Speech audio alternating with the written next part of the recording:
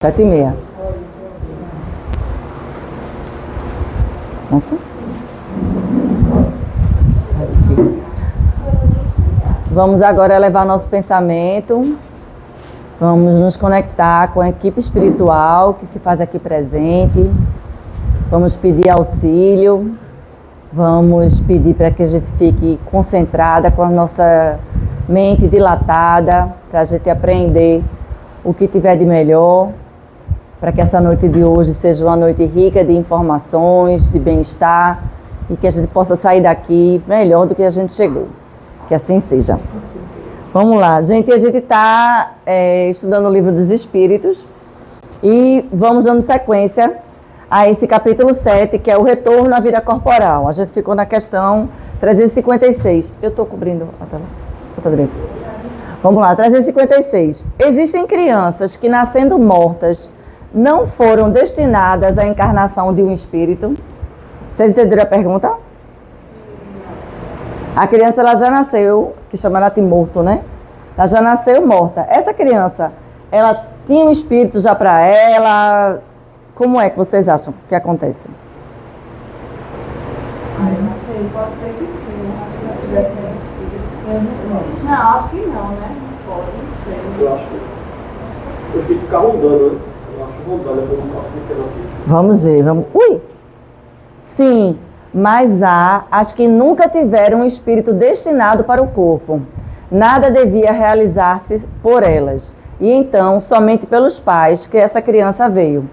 Porque o natimorto, às vezes o espírito precisa passar por aquele processo, né, de quase reencarnar. E às vezes é uma prova para os pais. Então, nem sempre a gente tem isso, digamos assim, determinado, entendeu?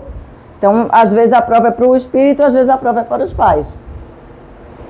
Mas existe sim. O espírito, ele não estava 100% vinculado. É porque, veja, o espírito estava vinculado ao corpo, mas não necessariamente para encarnar, entendeu? Porque o espírito, a encarnação, digamos assim, ela se materializa pelo nascimento. Antes disso, o espírito ele está vinculado àquele bebê, àquele feto, certo? Mas ainda não está inteiramente encarnado nele. É o nascimento que gera que completa esse ciclo. Então, existe o espírito destinado para aquele bebê que vai nascer, mas nem sempre esse espírito realmente vai nascer. E às vezes a prova tanto pode ser para ele quanto pode ser para os pais. Não existe uma questão determinada para isso, entendeu? Bora lá. Um ser dessa natureza pode chegar a nascer? Ele está falando como espírito, né? Não, esse bebê que vai nascer morto, né, que chama o natimorto. A pergunta é sobre esse. Um ser dessa natureza, ou seja, o natimorto, pode chegar a nascer? Pode, mas vai nascer morto. Posso continuar? Bora. Então vamos para a resposta, né? Sim, algumas vezes, porém, não vive. Porque assim, como tem o espírito vinculado àquele corpo, ele pode nascer. Não exatamente, ele vai passar muito tempo, né? Depois de nascido. 356b. Toda criança que sobrevive ao nascimento tem necessariamente um espírito encarnado nela? Sim. Obrigatoriamente. O que seria sem um espírito? Não seria um ser humano. Então, veja, nasceu, tem um espírito ali, encarnado. Mas, às vezes, esse bebê nasce e já no nascimento ele morre, ou ele nasce morto. De qualquer forma, existe o espírito vinculado ao bebê, mas nem sempre ele vai estar vivo. Então, não há como se falar que o espírito não existe, que nasce o corpo, mas não nasce o espírito junto. Isso é impossível, entendeu? Bora seguir. Quais são, para o espírito, as consequências do aborto? Aqui, Miramês. falar sobre isso, a gente complementar. O que é que vocês acham que acontece? O que é que dá 58? Quais as consequências? Ou ele vai reencarnar em outro corpo depois. Mas a consequência é para o espírito, né? Mas depende da causa, se for espontâneo, se for. Aí seria mais como explicar.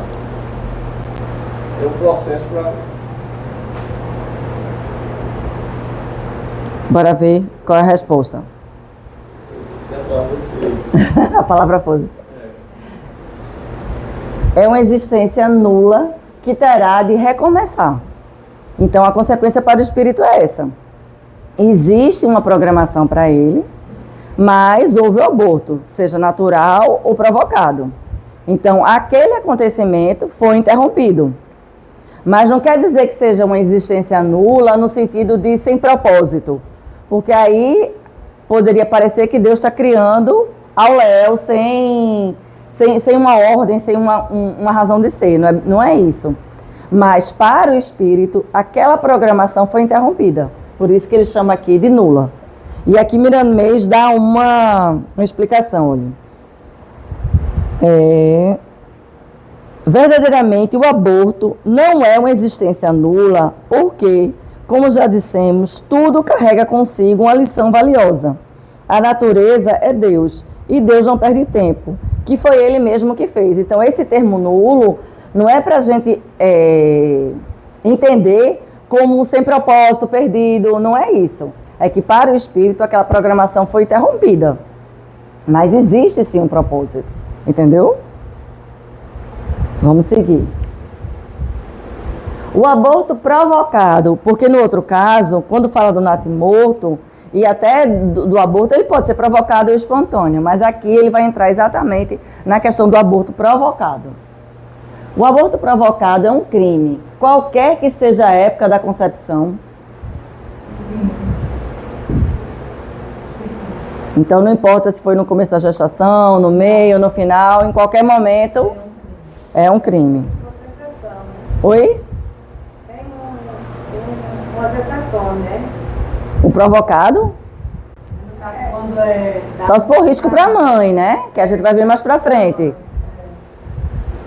Há sempre crime quando se transgride a lei de Deus. A mãe ou qualquer outra pessoa cometerá sempre um crime ao tirar a vida de uma criança antes do seu nascimento, porque é impedir a alma de suportar as provas das quais o corpo deveria ser o instrumento. Veja, a gente chegou até aqui nessa questão, mas antes a gente já viu muito sobre reencarnação, sobre, né, os diferentes graus de espírito, e a gente entende que a reencarnação, ela tem um propósito, tem uma programação, não é nada que acontece espontaneamente. Então o espírito, quando ele vai reencarnar, ele passa por todo um processo de definição do corpo, definição da família, de escolher essa família, de a depender das vivências, das provas que ele vai ter que passar. E existe toda uma programação para isso. A espiritualidade não faz nada ao acaso. Então, todo esse planejamento, toda essa organização existe antes da encarnação. Agora, aquele aborto também não seria uma prova que o espírito teria de passar, né? Sim, mas aí já é uma outra história.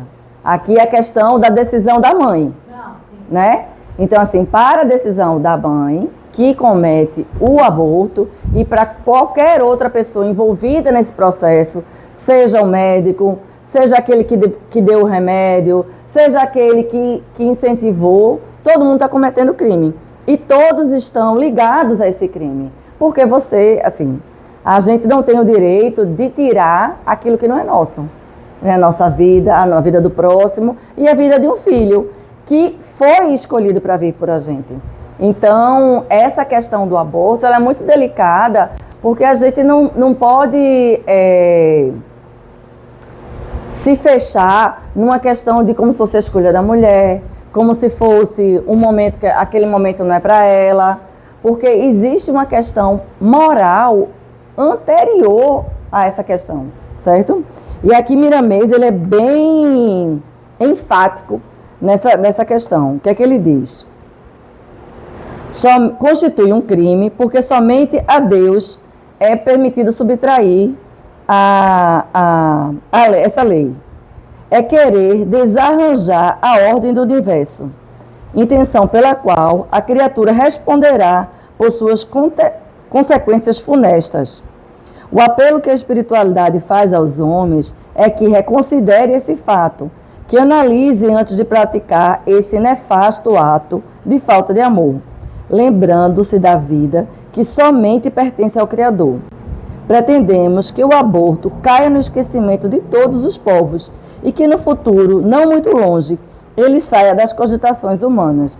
Você vê que hoje, apesar de todo o debate que existe, e principalmente da questão religiosa, aqui no Brasil, essa pauta vem sendo segurada. Mas você vê também que é uma discussão crescente. Cada vez mais se conversa, se debate e se tenta colocar para frente essa questão do aborto.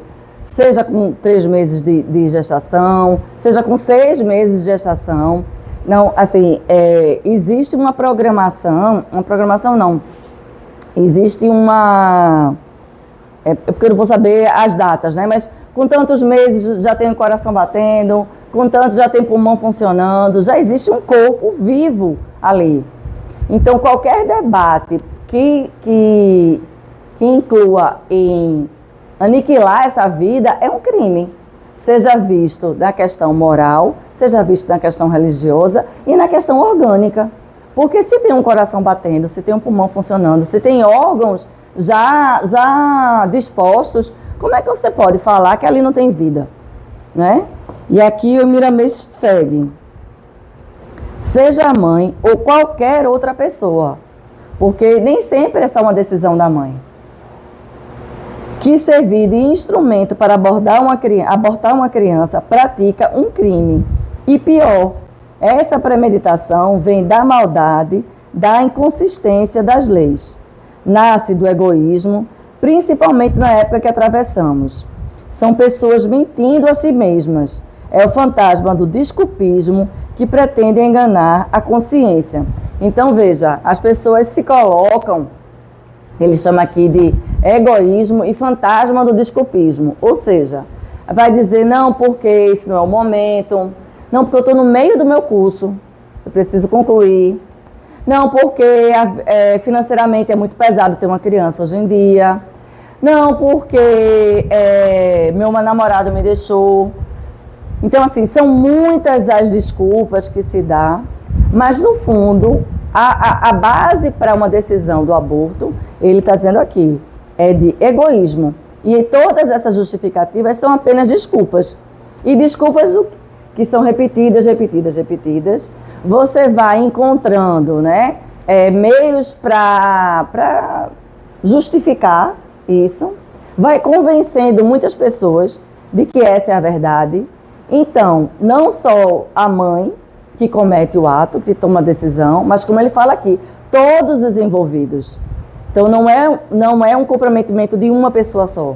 É de todos nessa cadeia, da mãe, do médico, do que veio do remédio, do que incentiva, das pessoas que pregam que isso é legal, que isso é uma escolha da mulher. Então, todo mundo está envolvido nesse crime que é muito sério e que se banaliza muito hoje em dia. Agora, se voltar do estudo. Oi? Uma criança de 11 anos. Não entendi. Ela está falando de estupro, né? E na lei dos homens é permitido o aborto. Sim. Mas pela lei de Deus, não seria permitido. Exato. Porque nada acontece por acaso. Muitas vezes aquele estuprador, você tem uma história ligada a ele do passado. Agora, lógico que isso é difícil, né? Para ter o conhecimento. E é um trauma para a mulher que gera essa criança, né? Fruto de uma violência. Então, assim, é muito complicado a gente julgar a questão do outro. Porque teve essa menina de 11 anos. Né? Ah, mas aí você está falando de menor de idade. Porque é isso, a menina. Porque aí o caso é diferente. Peraí, traz pra cá, Leandro. Veja só, a gente está falando duas questões aqui. A primeira é de uma mulher adulta que decide abortar, certo? A segunda questão é quando é uma criança que engravida. Nesse caso, a criança não tem, organicamente falando, condição de gerar uma criança, de gerar uma vida. Entendeu? Então, o aborto, nesses casos, ele é para preservar a vida da gestante, que no caso é uma criança. Entendeu? É diferente, diz Mônica. Pega o microfone. Agora já está muito chique. É que teve um caso, se não me engano, o seguinte, como a justiça demorou a julgar, acho que foi em relação até a uma criança, que foi uma polêmica, né, nível nacional, já poderia a criança nascer. E aí acabou abortando já com um certo quantidade de dias, já com alguns meses, sei lá, 6 meses, entendeu? Aí é que queria mais, porque já que já estava assim, a pessoa teria criança e dava para adoção, mas não mataria, entendeu? Entendi. Porque nasceu. Mas aí eu não sei, nesse caso, se o corpo da criança... Não, mas chegou já, passou do tempo, entendeu? Não, mas eu falo se ele conseguiria até o final da gestação. Você pode até, de repente, tirar com 7 meses. Que aí essa parte realmente eu não tenho... Nasceu grande já, entendeu? Teve fase de parto. Não tem casos de criança com 11 anos ter. Foi? Não tem só esse caso, não. Há mais casos de crianças com 11 anos ter. Aí já entra em outra questão. Eu não sei responder em termos de ciência o que isso significa. O meu conhecimento vai até a questão de que o que se fala para justificar o aborto numa criança, num menor de idade, nem menor de idade, numa criança, é que a criança não tem, organicamente falando, condição de gestar. O que eu sei é só até aí, diz, Fábio. É a pergunta que Socorro fez sobre a questão de ser uma prova para o espírito sim. que está ligado enfim, à criança e independente, né? Então, assim, acho que a transgressão em potencial, ela existe, né? A decisão se você vai ou não promover ela, aí é sua, né? Isso, exatamente. Então, vai existir a possibilidade dele passar pela prova, mas aí, será que você vai ser o transgressor, né? Quem vai promover essa transgressão para que ele passe pela essa prova? Aí é uma decisão sua, né? Isso. E até Miramês fala, não sei se é nessa questão, que ele até lembra o evangelho que diz assim, o escândalo, ele é reprovável, mas, assim, aí daquele que promove o escândalo, mas o escândalo ainda é necessário. Então, talvez nessas questões, o escândalo seja necessário para acordar, para chamar a atenção, mas quem promove o escândalo não se exime da lei, ser do crime ou não, entendeu? Mais alguma questão? A gente pode seguir nessa? No caso em que a vida da mãe esteja em perigo pelo nascimento do filho, existe crime ao sacrificar a criança para salvar a mãe? Aí já é outra questão. É um aborto provocado, certo? Mas neste caso, a mãe é que tem risco de vida. E aí, bora lá. O que é que vocês acham? Eu acho que mesmo assim não poderia interromper. Mesmo que seja risco para a mãe. Eu acho. Na minha opinião. E aí, gente? Geralmente, nesses casos, a mãe que escolhe, né? Salvar o filho ou ela. O que eu vejo muito, assim, que eu assisto muito essas questões de medicina, e aí a mãe que escolhe. Eu quero que o meu filho viva e pra mim eu posso morrer. Certo, mas isso é uma pergunta mesmo.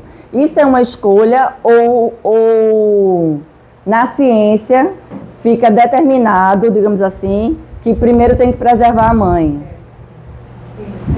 Não é? Então a mãe pode escolher, mesmo a ciência dizendo isso, a mãe pode escolher? A mãe pode escolher. Ainda assim ela pode dizer? Na ciência Então vamos lá. É preferível sacrificar o ser que não existe a sacrificar o que existe. O que é que Miramês fala? Se a criança, ela é um risco à vida da mãe, provavelmente nessa programação espiritual para esse espírito, já tinha isso como possibilidade, certo? E a mãe pode futuramente ter outros filhos, ter outras oportunidades. E quando fala preferível, não é uma coisa determinada. Vai sempre ter que salvar a mãe. É preferível. Vão existir casos e casos. Como vocês mesmos disseram, eu não sabia que a mãe poderia dizer não, eu não quero. Eu achava que era determinado que, pela ciência, que a mãe tinha que ser preservada e não o bebê. É racional ter pelo feto a mesma atenção que se tem pelo corpo de uma criança que tenha vivido? Racional é meio pesado, né? As mães aqui de... Porque quando fala de feto, quando se fala de feto, muitas pessoas acham que é um amontoado de célula, né? Aí quando ele bota racional, é como que você quer estar comparando um feto, é racional, né? Comparar um feto a uma criança que nasceu, né? Então essa comparação do feto, o feto realmente tem vida, acho que por isso que ele bota racional. Eu não sei, ou se vai também para a questão de que o amor ele se constrói, né? Você, por exemplo, sempre quis ter um filho. Então está grávida, você está feliz por estar grávida, você está realizando um sonho. Mas eu acredito que o amor da mãe pelo bebê, vou nem chamar de feto, né? Vou chamar o bebê, ele é diferente de quando a criança nasce, né? E quando ela se desenvolve, quando ela vai crescendo, esse amor vai se construindo. Eu conheço pessoas assim que não conseguiram se curar e que a atenção foi tão grande ao feto que no próximo filho posterior dela, ela colocou o mesmo nome. E a gente ficou meio chocada, assim, porque assim, claro que ninguém substitui ninguém, a dor deve ser horrível. Pois é. Né? Mas assim, eu acredito que cada pessoa é uma pessoa, cada momento é um momento, né? Eu acho que não deveria levar aquela dor a criança já nascer com um fardo de uma dor que ela passou. Né? Talvez já traia até alguma coisa, não sei. Eu não sei, assim, as pessoas realmente lidam de forma muito diferentes com a dor, né? Tem gente que fotografa o feto, né? O bebê nasce, o natimorto, chega a nascer, já tem todas as feiçõezinhas. Tem um caso na família que foi assim. E ela fotografou. E assim, pra mim era uma coisa meio esquisita ver aquilo, né? Mas você não pode julgar a dor do outro. A gente não sabe como é que a pessoa está lidando com aquele sofrimento todo. Posso ir? Em tudo isso, deveis ver a vontade de Deus e sua obra. Não trateis, portanto, levianamente as coisas que deveis respeitar. Por que não respeitar as obras da criação, que são incompletas algumas vezes pela vontade do Criador? Isso pertence a seus desígnios que ninguém é chamado a julgar.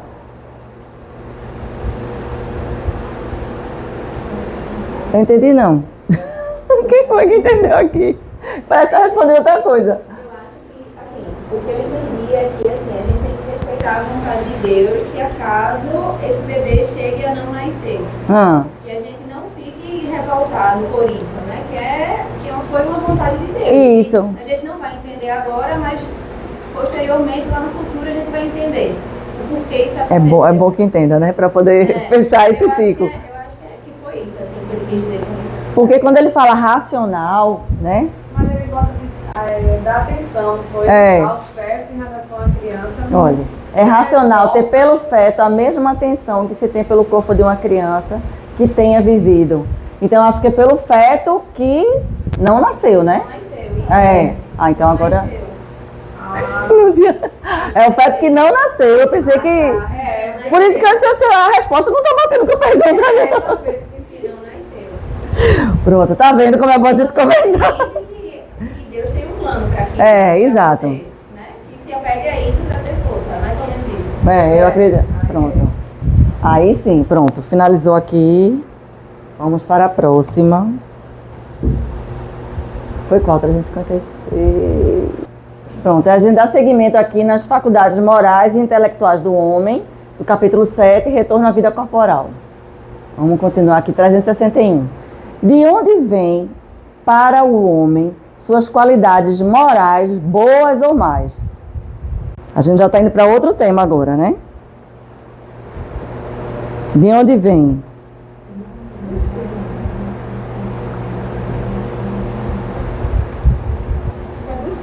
As qualidades vêm...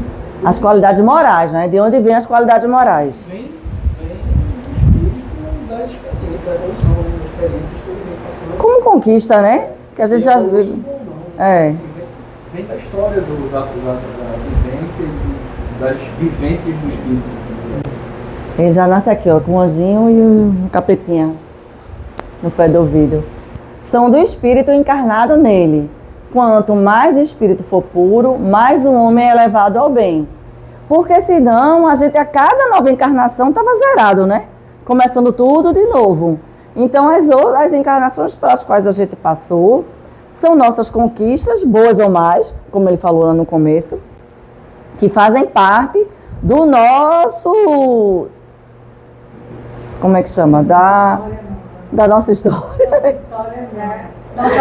Da nossa trajetória, ficou melhor. Então, assim, a gente já vem com essas ideias inatas. É tanto, numa família, a gente estava até conversando hoje à tarde, numa família, os mesmos pais, a mesma educação, as mesmas oportunidades. Irmãos completamente diferentes.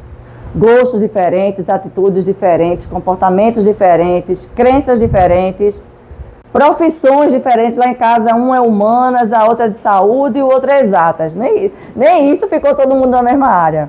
Então, assim, é tudo diferente, apesar de todo mundo ter estudado no mesmo colégio, ter tido as mesmas oportunidades, mas essas construções, elas são, né, de outras encarnações. Parece resultar daí que o homem de bem é a encarnação de um espírito bom e o homem vicioso a de um mal.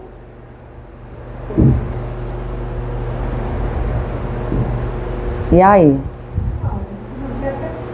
Porque vem o conceito de bem e mal. De bem e mal, né? Como se fosse só bem e só mal, né? Escolher o espírito, né? É. Você não tem responsabilidade.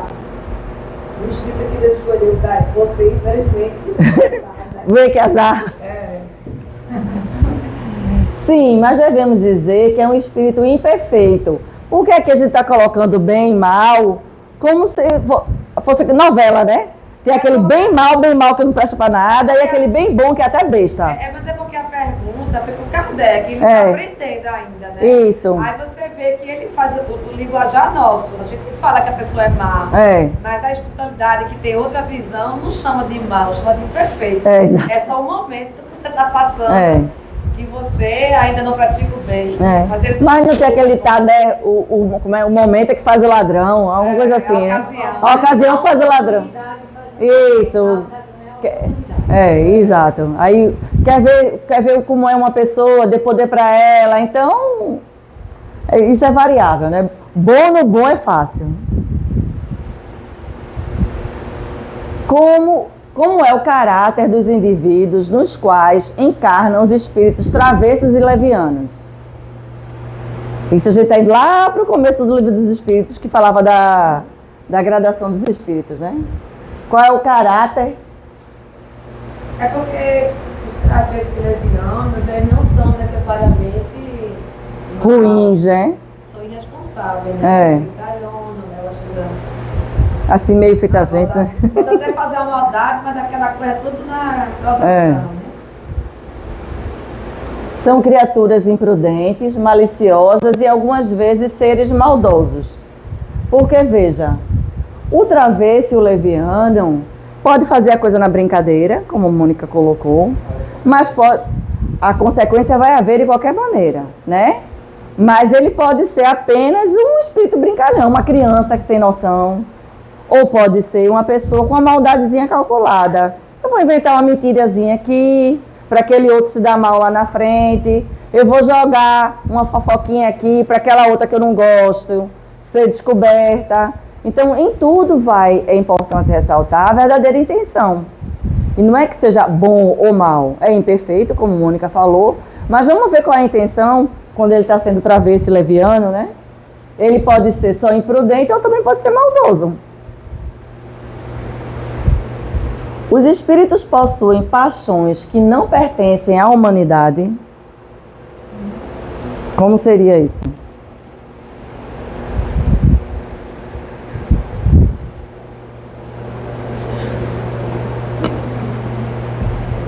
Eu não sei se com essa pergunta a intenção era colocar a culpa, digamos assim, em seres. Demônio, não é você que fez isso. Né? Você está sendo aquele obsessor mais demoníaco. Não sei, porque tudo pertence à humanidade, né? Exato. E a paixão platônica instantânea. Danou-se. Foi longe aí na justificativa. Você encontra uma pessoa assim, aí aquela coisa de outra vida, parece que é sininhos tocando. Nem encontro de almas. Eu acho que aí o contexto é mais desse, né? Vamos ver o que é que diz. Porque a gente já estudou essa questão de almagimas também, né? Não, se as tivessem, as teriam comunicado aos homens. Bora lhe dar uma pergunta. Paixões que não pertencem à humanidade. Porque não faz sentido. Porque tudo aqui é humano. Como é que vai ter paixão que não pertence à humanidade? Vai vir de onde essa paixão? Por isso que eu falei, seria um caso dele estar querendo perguntar, tirando a responsabilidade do homem, né? Colocando em outro ser, fazer. Não tem sentido. E a questão da paixão não é a paixão de estar apaixonado, são as paixões terrenas, né? As paixões são aquilo que você os vícios, as crenças. É o mesmo espírito que dá ao homem as qualidades morais e dá a inteligência? É o mesmo, né? Só tem um, né? Certamente é o mesmo. E isso em razão do grau que alcançou na escala evolutiva.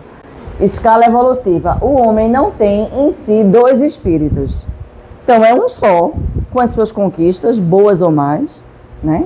E que vai exercer neste corpo as vontades, o progresso. Porque alguns homens muito inteligentes que evidenciam estar neles encarnados espíritos superiores são ao mesmo tempo cheios de vício. Aí é alguém que se acha muito inteligente, que acha que é um espírito superior porque é inteligente, é culturalmente, né, evoluído, mas não é moralmente evoluído. E diz que por que essas pessoas têm vícios? Já que eles se acham, por serem inteligentes, com vícios. E aí? Por que seria? Ele não foi perfeito, desenvolveu ainda. Desenvolveu a inteligência e não desenvolveu a moral. Não tem que desenvolver outras coisas, né? Para poder você ser mais elevado. Mas veja só, tá uma criatura aqui com a garrafa de uísque na mão. Ele pode ser muito inteligente no sentido acadêmico, mas emocionalmente não é. Né? Porque ninguém que tem vícios é uma pessoa moralmente evoluída. Pode ser para esconder uma falta, né? Porque todo excesso esconde uma falta. Exatamente. Ele pode ser super inteligente, mas aquilo pode sobrecarregar ele e ele tem uma fuga. Mas aí não é evoluído, é só inteligente, né? Aí bora lá. É que os espíritos encarnados neles não são puros o suficiente. E o homem cede à influência de outros espíritos ainda piores. O espírito progride numa marcha ascendente insensível, mas o progresso não se cumpre simultaneamente em todos os sentidos. Durante um período das suas muitas existências, pode avançar em ciência, no outro em moralidade. Então, às vezes, até essa intelectualidade toda acaba meio que atrapalhando, porque a pessoa se sente cheia de si, suficientemente bom, né? Muita gente acha que é bom porque não mata, porque não rouba, porque não engana o outro, mas tem muitos conflitos em si, tem muitas carências, muitas dificuldades. Agora, academicamente, é uma pessoa inteligentíssima, mas moralmente ainda falta muito. Por isso que se entrega a vícios. E aí tem um campo aberto para a influência dos maus espíritos, que na verdade são aqueles que se afinizam com ele. Se a gente sabe que tudo é sintonia, que tudo é energia, se tem obsessão, se tem influência negativa, é porque em algum momento eu abri campo para isso. Eu abri brecha para aquela aproximação. Então não veio por acaso.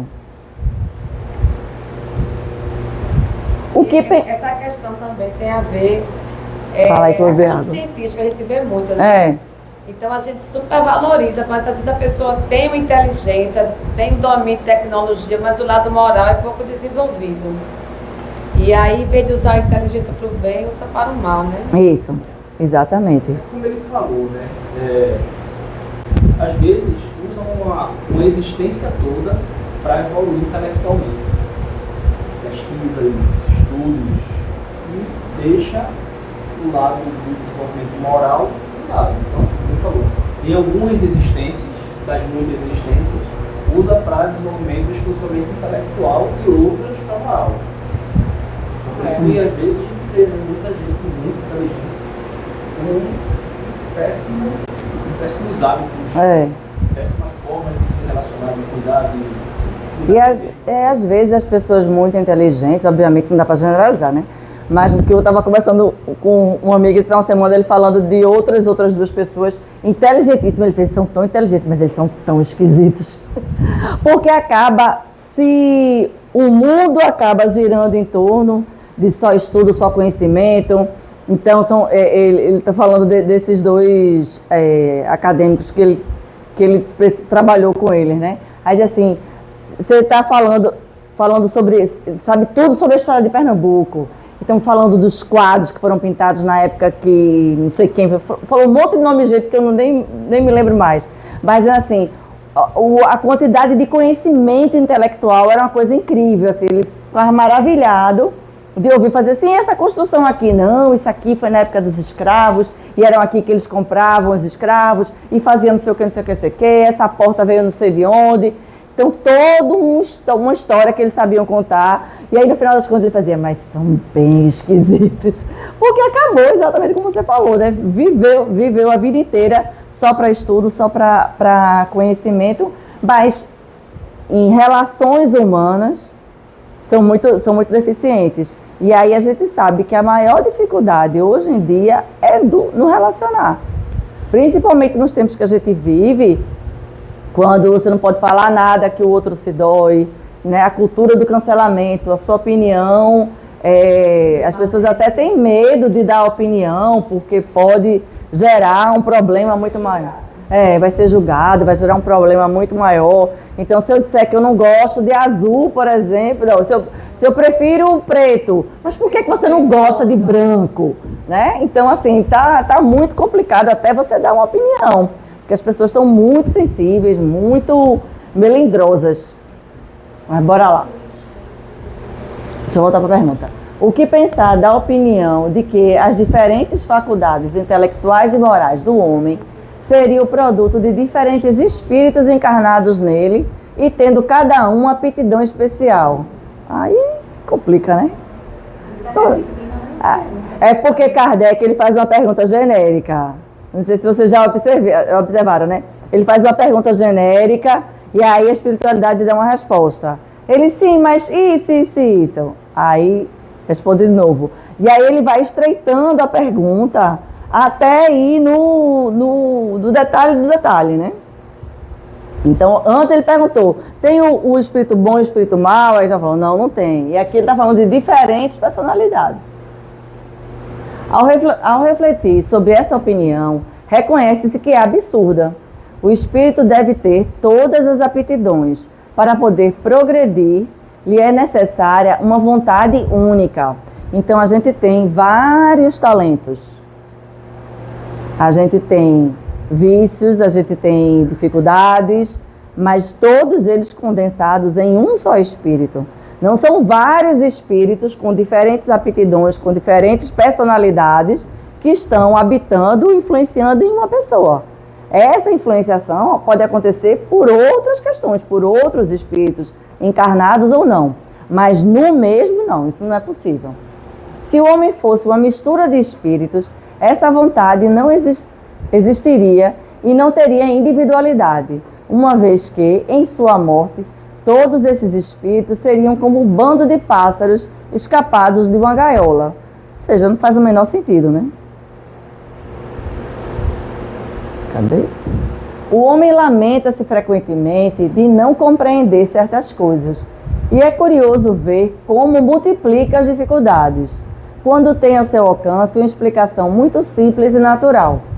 Ainda que toma o efeito pela causa, é fazer em relação ao homem o que os pagãos faziam em relação a Deus. E eu vejo também que é uma maneira de você se excluir da responsabilidade, né?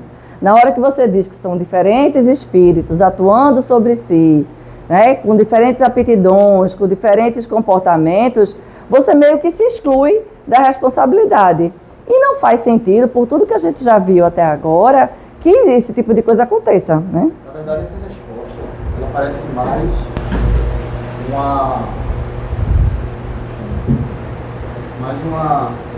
uma crítica à insistência do tema, né? É. Essa primeira parte da resposta quando se tem ao seu alcance uma explicação muito simples e natural. Isso. Né? É curioso ver como multiplica a dificuldade. Então, assim, parece mesmo uma resposta mais áspera aí para a existência do tema dos espíritos. Mas você vai ver que várias vezes ele faz isso. Como já dissemos anteriormente, ou seja, não insista, que o assunto já está definido, né?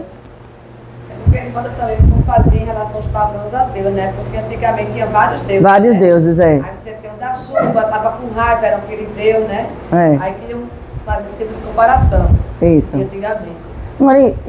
Vários temperamentos. Vários temperamentos. Cada um é de um espírito diferente. É um condomínio, né? Eles acreditavam em tantos deuses quantos são os fenômenos do universo. Mas mesmo entre eles havia pessoas sensatas que já viam nesses fenômenos apenas efeitos, que tinham uma única causa, Deus. Por isso que ele fala anteriormente que a gente está tomando os efeitos pela causa. Por você ter diferentes comportamentos, é como se fossem diferentes personalidades, mas não, é uma só.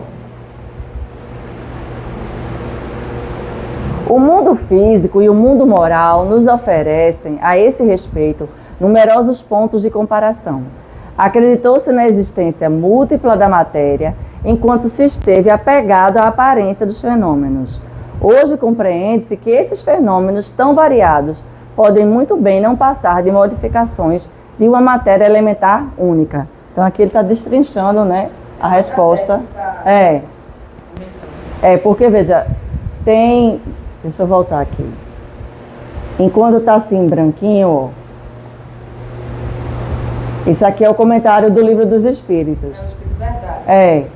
Mas quando ele passa para cá, tem aqui, ó, tá vendo Allan Kardec? São comentários que Kardec faz na resposta da pergunta que ele mesmo fez. Por isso que parece estar se repetindo, né? Os diversos dons são manifestações de uma mesma causa, que é a alma, ou espírito encarnado, e não de diversas almas, assim como os diferentes sons do órgão são o produto do mesmo ar e não de tantas outras espécies de ar, quantos sejam os sons. Esse acabou. Tem mais. Desse sistema resultaria que quando um homem perde ou adquire certas aptidões, certas tendências, isto seria pela ação de outros tantos espíritos que vieram a encarnar nele ou que se foram, o que o tornaria um ser múltiplo, sem individualidade e, consequentemente, sem responsabilidade. Também contradizem essa ideia os exemplos tão numerosos de manifestações pelas quais os espíritos provam sua personalidade e identidade. Veja, se fosse assim, seria uma confusão. Como seria a questão da reencarnação? Tantos espíritos no mesmo corpo? Não faz o menor sentido, né? Por isso que ele fala assim, a ideia é tão simples e a gente complica. Então, já acabou? Esse aqui é curtinho. Só 5 perguntas. Cadê? Agora a gente passa para a próxima parte, que é influência do organismo. Essa figura a gente já viu por aqui, né? O espírito, ao se reunir ao corpo, se identifica com a matéria. Aí é que ele mostra o espírito, o perispírito, que é o que envolve o espírito, e o corpo, que é o que envolve o perispírito. Então, o espírito se identifica com a matéria. O que vocês acham? Vamos seguir para ver a resposta. A matéria é apenas o envoltório do espírito, assim como a roupa é o envoltório do corpo. O espírito, ao se unir ao corpo, conserva o que é próprio de sua natureza espiritual. Ou seja, ele não tem relação com o corpo ao ponto de se identificar com o corpo. O espírito é que é imortal. O espírito é que transcende. O corpo é só uma vestimenta. É bom tu voltar e explicar mais ou menos assim, a figura. O pessoal que não pegou no início. Né? Certo. O perispírito, do pretérito, que o perispírito reveste o espírito, né? Certo, então vamos lá. O espírito é aquilo que está na resposta, né? Que é o ser individual. É aquele que vai reencarnar, é o que condensa todas as suas vivências, o que condensa todas as qualidades, os defeitos, os talentos, as conquistas, estão no espírito. A essência, né? Quando a gente vai reencarnar, a gente tem o perispírito, que é o que envolve o espírito, porque que é uma matéria, que ela está entre o espírito e o corpo físico. É o que dá a forma para o espírito. E é onde que a gente chama de a caixa preta, né? Onde ficam registrados as experiências do espírito. E o corpo material, que é o que envolve todos esses. Quando a gente desencarna, o corpo físico, né? Ele é o que se deteriora, é o que vai se acabando ao tempo. E o perispírito, ele também. Uma para ajudar junto. Exatamente. Quem depois dilui do pretérito. Porque a gente tem 7 corpos, aí só tem 3. Né? Para ficar mais. 7 que se conhecem. Para ficar mais didático, ele só coloca esses 3 aqui. Então, o que permanece, o que é eterno, é o espírito. É que o perispírito, ele é complementar aí, construído, né? Assim, conforme a necessidade de onde você vai. Então, você desencarna, você está com o seu perispírito, porque se eu for ver o espírito, aquela figura homem-mulher, eu estou vendo o perispírito, eu não estou vendo o espírito, a essência. Eu vejo ainda aquele corpo, né? Uhum. E ele é formado a partir daquele planeta, daquele mundo. Assim como o corpo, né? O corpo ele tem as características do planeta. O perispírito, como ele faz essa ligação do espírito com o corpo, ele também mantém as características do planeta, né? Porque aqui a gente precisa do oxigênio, tem que ser formado para a gente sobreviver. Né? Exato. Como os animais, cada um conforme o seu mundo, né? Os peixes, ele sai dali, ele já morre. Exatamente. As faculdades ou dons do espírito se exercem com toda a liberdade após a sua união ao corpo? Toda a liberdade? Não.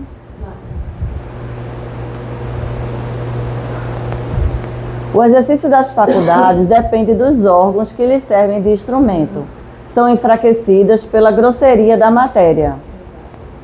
Então não dá para se falar, não dá para se falar.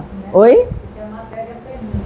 Exatamente. Porque o espírito, ele tem, o espírito, isso ele pode ter liberdade, mas aí ele nasce com o corpo, uma deficiência. Então, ele como espírito, teria condições. É como, eu não sei se é aí que vai dar o exemplo, né, do músico e o instrumento. Ele sabe tocar, mas se o instrumento tiver defeituoso, ele não consegue a harmonia. Por melhor que seja o músico, vai ficar desafinado.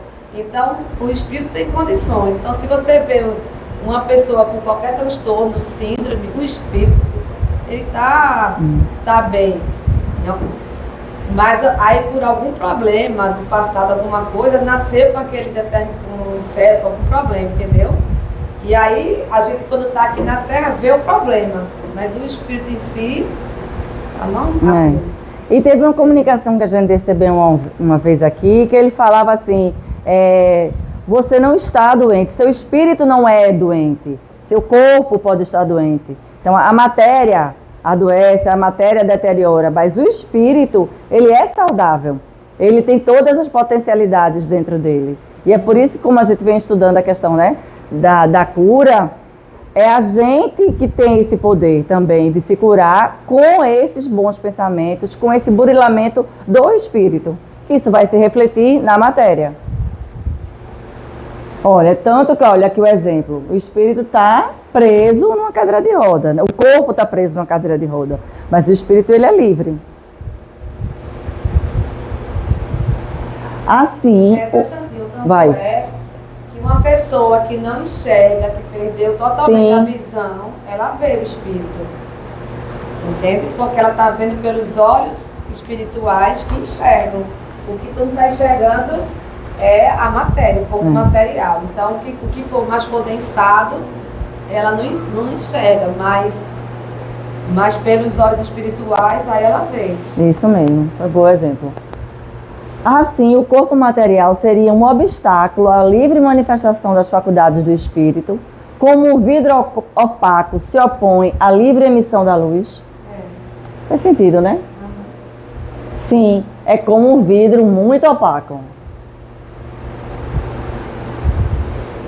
Pode-se ainda comparar a ação da matéria grosseira do corpo sobre o espírito à de uma água lamacenta, que tira a liberdade dos movimentos dos corpos nela mergulhados. Veja, o corpo material é uma prisão para o espírito, porque o espírito é livre, o espírito ele tem muito mais potencialidades do que o corpo físico. Então, a gente, enquanto encarnado, a gente está limitado. Esse corpo limita o espírito de fazer muito mais e ter muito mais percepções do que ele conseguiria ter estando encarnado. É interessante, né? A gente na mediúnica, às vezes o espírito chega tão impregnado ainda da matéria e ele passou tantos anos, às vezes, com uma determinada deficiência, que desencarna achando que ainda continua com aquela deficiência. Você pode enxergar, veja, observa aqui ao redor, e aí ele vai voltando a visão, a se movimentar, e fica assim super feliz, né? Já muda. Porque é a impressão, é como a gente também, né? Fica impressionada, a gente se impressiona. E quando a gente morre, essas impressões permanecem, né? Com a gente. Fica a ideia fixa da coisa. A ideia fixa, exatamente. Porque não tem essa consciência de que desencarnou e que está livre. Aquele próprio, aquele filme Ghost, né? Que quando ele desencarna, ele não sabe que pode passar pelas paredes, que pode fazer as coisas que ele fazia, que pode se locomover muito mais rápido, porque para ele ainda estava impregnado com essa ideia do espírito encarnado. E ele vê tudo normal, né? Ele olha para os braços dele e ele vê braços, ele vê tudo igual. Vê tudo igual. Não dá para perceber. Mas isso aí, tudo depende do que vocês falaram, tudo depende da evolução. Sim. Porque tem um espírito que ele tem que bater na porta para entrar. Ele não consegue, a mente dele, mesmo ele sabendo que desencarna, Ele dá mais materializado. ele não consegue não fazer isso, não. Nem consegue voltar. É. Aí tudo é treinamento no plano espiritual. E é tanto, Marlene, que... Ficou mais pesado ainda, porque potencializa. Voltar, que mais ele falou, é voar. Tem espírito que tem que pegar onda. Não, e veja, essa noção da matéria ainda está tão fixa na mente dele que ele ainda tem fome, que ele ainda tem sono, que ele ainda tem sede, que ele ainda se cansa, que ele ainda tem dor. Né? As dores que tinha ao desencarnar, ele chega no mundo espiritual mantendo essas dores, por quê? Ainda está muito preso à ideia do corpo físico. Tu vai falar, Marlene? Nordestino. Mesma coisa, aqui é uma cópia mal feita do mundo espiritual. Isso. Tudo que tem aqui tem lá. Tem lá tudo que o campo não presta. Que tem aqui, não penso que eu morreu a cozinha, não. Tem lá. Cópia mal feita do plano espiritual aqui no planeta Terra. Exato. Comida, sopa, tudo que você imaginar. E se não tiver, ele volta para dentro da sua casa para comprar, sugar aquelas comidas. A gente vem aqui, né? E chega assim, tô com fome, aí a gente vem tomar uma sopa, a gente conversando, né? Com o espírito. Aí sopa, quero não, tem uma feijoada. Tem uma feijoada, é. Teve outro que pediu um cafezinho, não foi? Uma mulher que me chamou para fazer o evangelho lá da casa dela, e o marido dela era policial e mataram ele, né? O ladrão mataram ele. Então, aí ela me chamou para fazer o evangelho lá, porque ela o mesmo horário que ele chegava em casa, derrubando as panelas, continuava. As panelas caíam do jeito.